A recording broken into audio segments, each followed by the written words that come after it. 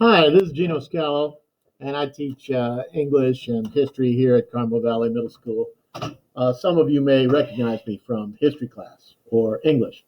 And I'm here with my good friend Eli Chang, who's going to ask me some questions. So, what's that, Eli? Do you think I've adapted successfully to distance learning? Well, I'm doing the best I can, Eli. It's definitely more difficult and challenging, but I feel like I'm getting the hang of things, and I'm definitely more comfortable with it than I was before. What's that, Eli? Oh, what's the most frustrating thing about having to teach from a computer?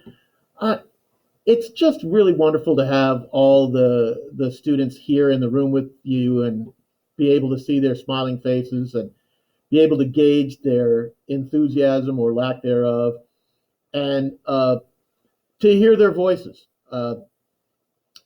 Answering questions from the chat is not the same as having a physical dialogue. And I'm kind of an old fashioned people and an old fashioned person, and I wish I kind of miss the way things used to be, and I regret not having the simple, basic human contact that we used to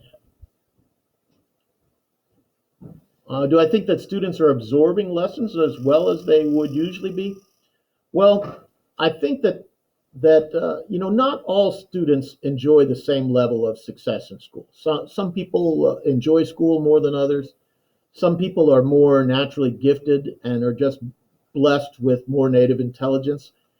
And those elite students are doing just fine. If you can understand how to use technology and you're also fairly talented in the subject matter, then you're learning, you're going to be all right during this time. But for struggling students, it just makes things more difficult because not only do you have to understand math or science or history or English, but there's also a lot of technological challenges that you have to deal with as well. And I think that students who were struggling with school under normal circumstances are probably even having a harder time now. What's that, Eli?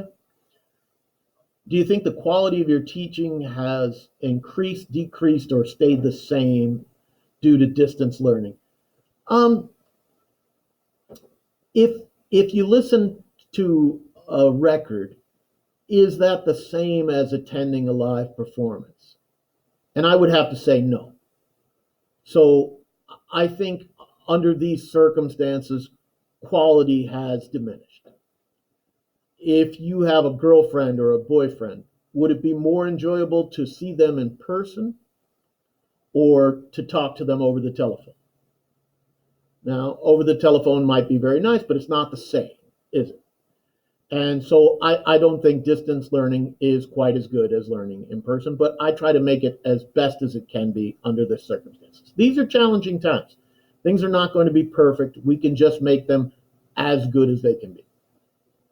What's that, Eli? Uh, when we eventually go back to the classroom, do you think that you can use any technique learned during distance learning? Well, when we come back, if kids are misbehaving in class, I'm going to try to mute them, but I don't know if it'll work in person.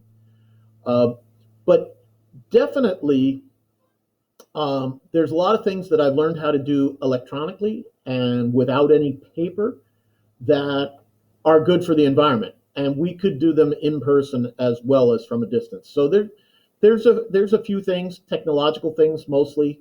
I didn't use Google Classroom at all before the pandemic hit, and I intend to keep using it even when we go back to normal school.